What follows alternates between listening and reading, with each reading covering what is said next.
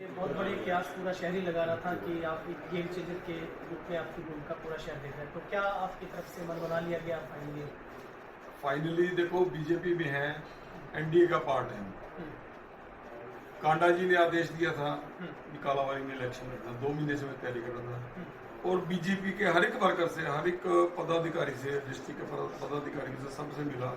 अगर party join करवानी है तो पार्टी, गोविंद कांडा जी, गोपाल कांडा जी ने भी बोल दिया था कि अगर आपने बीजेपी ज्वाइन करनी है, हम एनडीए का पार्ट है, कोई इशू नहीं है। इन्होंने इशू बना रखा था भी आप बीजेपी ज्वाइन करो, तो मैंने इनको बीजेपी ज्वाइन करने के भी बोल दिया था और बीजेपी का पार्टी फंड के लिए भी इनको बोल दिया था कि आप जो पार्टी फंड मेरे को लगाओगे मैं देने को तैयार हूँ। तो इन्होंने मेरे को मना कर दिया, पता नहीं क्या इनका मन था, इन्होंने मेरे को पार्टी नहीं ज्वाइन की। एक तरफ तो मेरे को ये कह रहे हैं कि आप, हम कालावाली में टिश्यू प्रधान को पार्टी ज्वाइन करा रहे हो, हमारा परिवार बड़ा कर रहे हैं, और परिवार बड़ा करने पे प्रदीप जैन के पास पता नहीं इनको क्या दिक्कत आई, प्रदीप जैन को परिवार में नहीं इन्होंने मिलाया और मेरी टिकट इन्होंने कटवाने का पूरा प्रयास किया। एक दिन पहले इन्होंने अनाउंस कर दिया भी टिश्यू जैन को, टिश्यू प्रधान को टिकट मिली, तो मैंने भी, इन्होंने शाम को अपनी गलत बातें शुरू कर दी, तो मैं बीजेपी के हर पदाधिकारी से मिला, ऊपर से ऊपर लेवल पे जाके सभी से मैंने बात करवाई और मेरे पास बीजेपी के कालावाड़ी के सारे और अपने आरएसएस के सभी लोगों ने कहा भी आपकी टिकट फाइनल है। आरएसएस के ऊपर पदाधिकारियों ने भी ऊपर से बात करी, प्रदीप जैन हमारा कैंडिडेट जीतने वाला है, और जो रिपोर्ट की है वो प्रदीप जैन की गई थी। इन्होंने एक दिन पहले टिश्यू को ज्वाइन करवा के, कांग्रेस पार्टी से है, उन्होंने, उसने पहले बीजेपी की मलाई खाई, फिर उसके बाद जब पता लगा भी कांग्रेस सरकार आ रही है तो कांग्रेस सरकार में चला गया। जब कांग्रेस नहीं आई तो फिर बीजेपी में फिर इसने अपने पैर फंसाने शुरू कर दिए।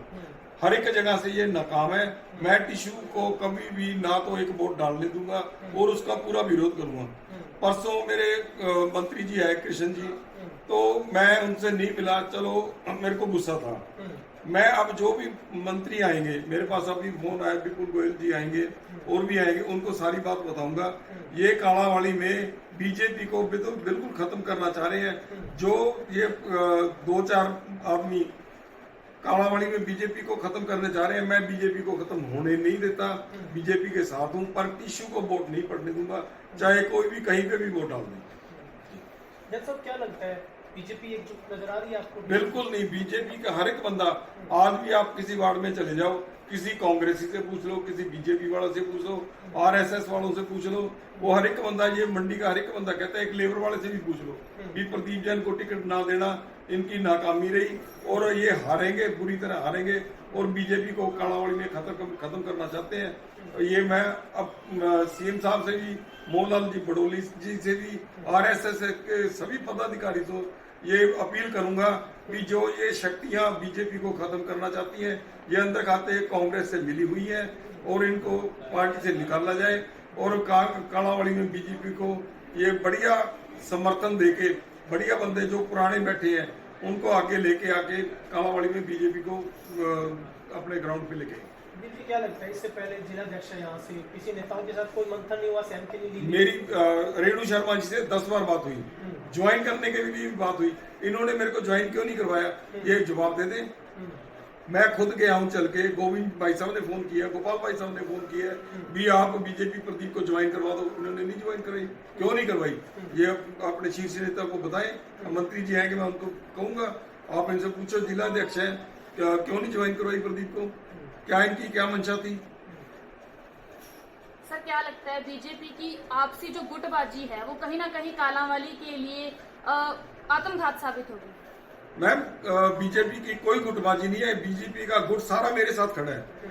मजबूरी है उनको जाना, क्यों पदाधिकारी है, 4 पदाधिकारी गए थे, मंत्री जी आए, तो ये हमारे लिए शर्मनाक बात है। मंत्री जी आए और मंडी के 4 लोग थे, बाहर से सरपंच मेंबर गांव से बुलाए हुए थे। आप वहां पे देख लो, आपने वाइट करी है, आप कौन कौन से गांव से थे, गांव के लोग ही थे, आप सभी लोगों ने वाइट वहां पे करी है।